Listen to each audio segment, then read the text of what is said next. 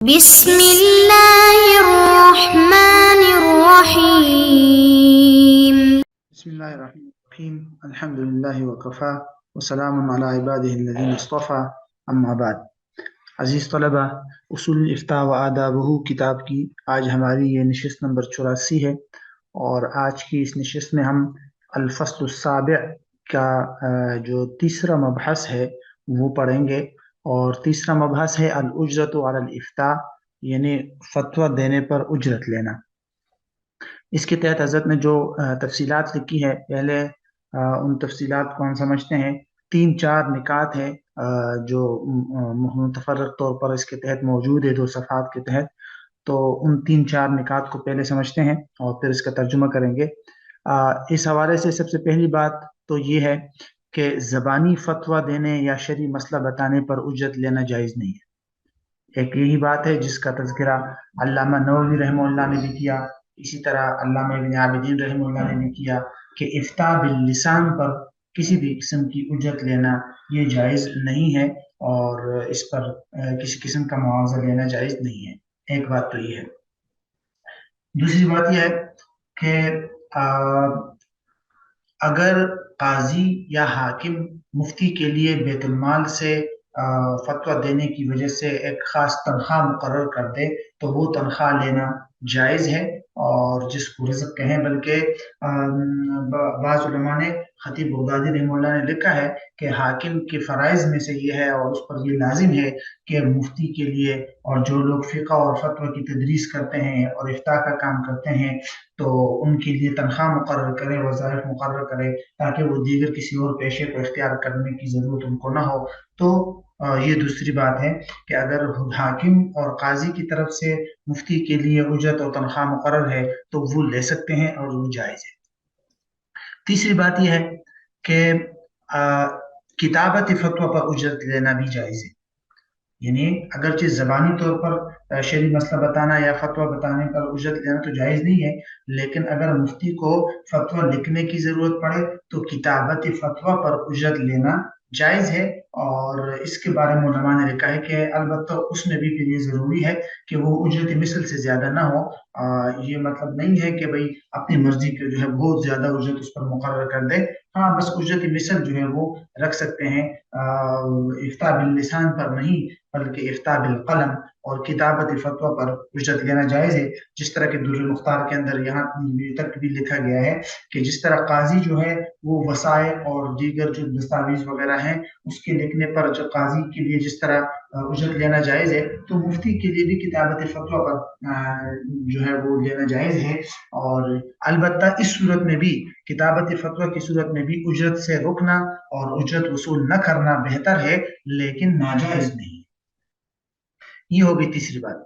چوتھی اور آخری بات اس کے تحت یہ بیان کی گئی ہے کہ کیا مفتی جو ہے وہ سائل اور مستفتی کی طرف سے پیش کیے گئے ہدیہ جو ہے وہ وصول کر سکتے ہیں یا نہیں۔ تو اس میں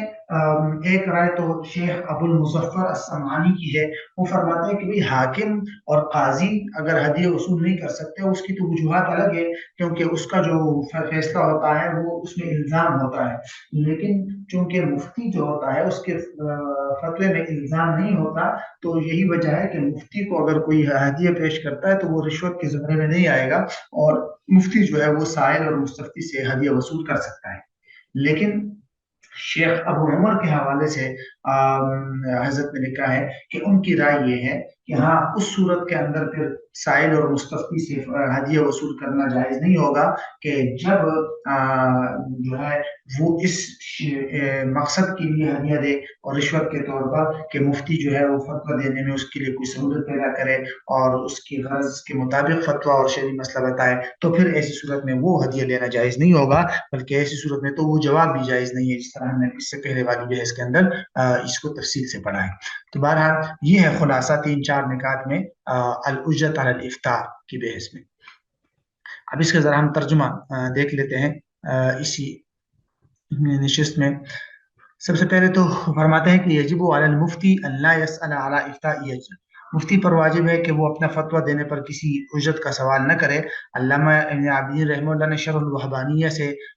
نقل کیا ہے کہ لا يجوز اخذ اجرت علی الافتاء باللسان، کہ زبانی فتویٰ دینے پر اجرت لینا جائز نہیں ہے، اور لکھ کر فتویٰ دینے پر کتابت کی اجرت لینا جائز ہے، لیکن اس کے باوجود اجرت لینے سے بچنا ہی زیادہ بہتر ہے۔ اسی طرح علامہ نووی رحمہ اللہ نے لکھا ہے کہ فتویٰ دینے والے کے لیے بہتر یہ ہے کہ وہ یہ کام بلا معاوضہ کرے، اور اس کے لیے یہ جائز ہے کہ وہ بیت المال سے اس پر وظیفہ وصول کرے۔ اگر مفتی کے لیے فتویٰ دینا فرض عین ہو جائے اور اس کے پاس بقدر کفایت روزی بھی ہو تو اس کے لیے اجرت لینا صحیح قول کے مطابق جائز نہیں ہے، اور اگر اس کا وظیفہ مقرر ہو تو بھی اجرت لینا بالکل درست نہیں ہے، اور اگر اس کے لیے مقرر کردہ وظیفہ نہ ہو تو بھی اس کے لیے متعین طور پر اس شخص سے اجرت لینا جس کو فتویٰ دے رہا ہے صحیح قول کے مطابق حکمران کی طرح، اس کے لیے بھی یہ جائز نہیں ہے۔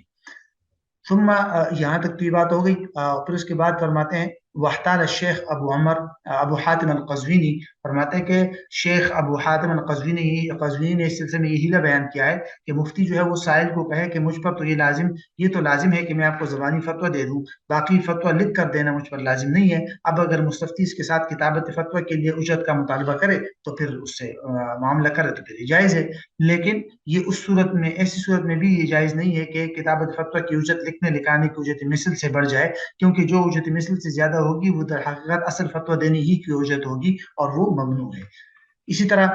در مختار کے حوالے سے حضرت نے یہ بات نقل کی ہے کہ اس میں ہے کہ قاضی دستاویزات لکھنے پر اتنی ہی اجرت کا مستحق ہے جتنی اجرت لینا کسی اور کے لیے جائز ہے، جیسے کہ مفتی کے وہ کتابت فتویٰ پر اجرت مثل کا جو ہے وہ مستحق ہوتا ہے، کیونکہ مفتی پر صرف زبان سے جواب دینا واجب ہوتا ہے اور انگلیوں سے لکھنا واجب نہیں ہوتا، البتہ اس کے باوجود اس سے رکنا باز رہنا ہی بہتر ہے۔ علامہ نووی رحمہ اللہ فرماتے ہیں کہ علامہ سیمری اور خطیب بغدادی رحمہ اللہ نے فرمایا ہے کہ اگر کسی شہر کے لوگ متفق ہو کر اپنے اموال میں سے مفتیان کے لیے وظیفہ مقرر کر دے تاکہ مفتیان کرام کو ان کو فتویٰ دینے کے لیے اپنے آپ کو باقی کاموں سے فارغ رکھے تو یہ جائز ہے۔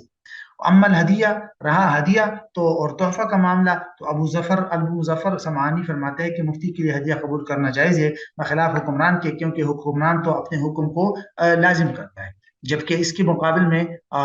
شیخ ابو عمر جو ہے وہ فرماتے ہیں کہ مناسب یہ ہے کہ اگر مستفتی اپنے پسند کا فتویٰ لینے کے لیے بطور رشوت کے مفتی کو ہدیہ دے تو اس کا قبول کرنا بھی حرام ہے، جیسے کہ حاکم، اور ان تمام صورتوں کا حکم ہے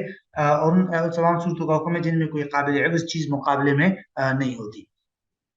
خطیب بغدادی فرماتے ہیں کہ امام یا حاکم پر لازم ہے کہ وہ اس شخص کے لیے جو اپنے آپ کو تدریس فقہ اور احکام میں فتویٰ دینے کے لیے مقرر کر لے تو امام اس کے لیے اتنا وظیفہ طے کر دے کہ وہ کسی اور پیشے کو اپنانے سے بے نیاز ہو جائے، اور یہ وظیفہ بیت المال میں سے ادا کیا جائے گا۔ پھر خطیب بغدادی نے اپنی سند کے ساتھ حضرت عمر بن خطاب سے یہ بات نقل فرمائی ہے کہ جن حضرات کی بھی یہ حالت ہوتی تھی وہ ان کو سال بھر میں 100 دینار دیتے تھے۔ بہرحال یہ ہے